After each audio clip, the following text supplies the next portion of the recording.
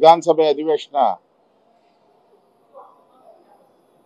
ಆಳುವ ಪಕ್ಷ ವಿಧಾನಸಭಾ ಅಧಿವೇಶನವನ್ನ ಸರಿಯಾಗಿ ನಡೆಕೊಳ್ಳುವಂತ ರೀತಿಯಲ್ಲಿ ನೋಡಬೇಕಾಗಿದ್ದು ಅವ್ರ ಕರ್ತವ್ಯ. ಆದರೆ ಇವತ್ತು ಸಿದ್ದರಾಮಯ್ಯನವರ ಸರ್ಕಾರ, ಡಿ.ಕೆ. ಶಿವಕುಮಾರ್ ಅವರ ಸರ್ಕಾರ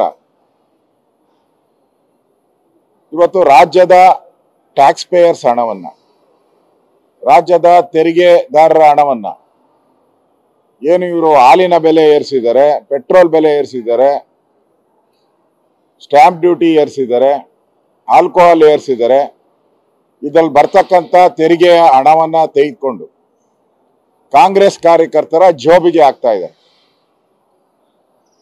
ಪ್ರತಿ ವಿಧಾನಸಭಾ ಕ್ಷೇತ್ರದಲ್ಲೂ ಒಬ್ಬೊಬ್ಬ ಕಾಂಗ್ರೆಸ್ನ ಏಜೆಂಟ್ಗಳನ್ನ ನೇಮಕ ಮಾಡಿ ಅವ್ರಿಗೆ 25,000 ರೂಪಾಯಿ ಸಂಬಳ, ಅವ್ರಿಗೆ PAಗಳು,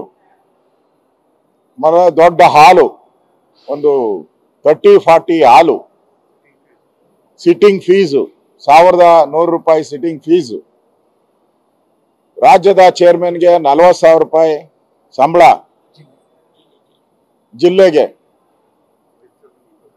ವೈಸ್ ಚೇರ್ಮನ್ಗೆ 25,000, ಸುಮಾರು 15ರಿಂದ 20,000 ಕೋಟಿ ಪ್ರತಿ ವರ್ಷ ಟ್ಯಾಕ್ಸ್ ಪೇಯರ್ಸ್ ಹಣವನ್ನ ಲೂಟಿ ಮಾಡಿ ಕಾಂಗ್ರೆಸ್ ಕಾರ್ಯಕರ್ತರ ಜೋಬಿಗೆ ಆಗ್ತಾ ಇದ್ದಾರೆ. ಇದು ಸಂವಿಧಾನಕ್ಕೆ ಅಪಚಾರ. ಇದು ಸರ್ಕಾರದ ಹಣ ಬಡವರಿಗೆ ತಲುಪಬೇಕು. ಇವತ್ತು ಅಂಗನವಾಡಿಯಲ್ಲಿ ಅಡಿಗೆ ಮಾಡ್ತಾರೆ, ಅವ್ರಿಗೆ 3,000 ರೂಪಾಯಿ ಅಲ್ಲಣ್ಣ?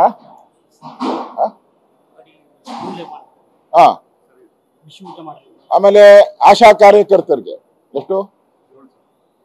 ಅವ್ರಿಗೆ 7,000.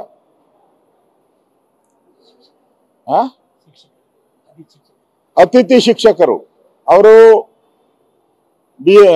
BA MA ಮಾಡಿರ್ತಾರೆ, BA MA ಮಾಡಿರ್ತಾರೆ, BSc MSc ಮಾಡಿರ್ತಾರೆ, ಡಬಲ್ ಗ್ರಾಜುಯೇಟು, M.Ed ಮಾಡಿರ್ತಾರೆ, ಡಬಲ್ ಗ್ರಾಜುಯೇಟು, ಅವ್ರಿಗೆ 12,000 ರೂಪಾಯಿ. ಇವರು ಲೂಟಿ ಹೊಡೆದಿರೋ ಹಣನ ತಗೊಂಡೋಗಿ ಒಬ್ಬೊಬ್ಬರಿಗೆ 40,000 ರೂಪಾಯಿ ಕೊಡ್ತಾ ಇದ್ದಾರೆ. ಅವರು ಗ್ರಾಜುಯೇಟ್ ಆಗಿದಾನ? ಏನೂ ಇಲ್ಲ. ಕಾಂಗ್ರೆಸ್ ಕಾರ್ಯಕರ್ತ ಅಂತ ಮನಸ್ಸಿಗೆ ಬಂದದ ರೀತಿಯಲ್ಲಿ ಸರ್ಕಾರದ ಹಣವನ್ನ ಲೂಟಿ ಹೊಡ್ಕೊಂಡು ತಗೊಂಡೋಗಿ ಅವ್ರ ಜೇಬಿಗೆ ಹಾಕ್ತಾ ಇದ್ದಾರೆ. ಇದು ಅನ್ಯಾಯ.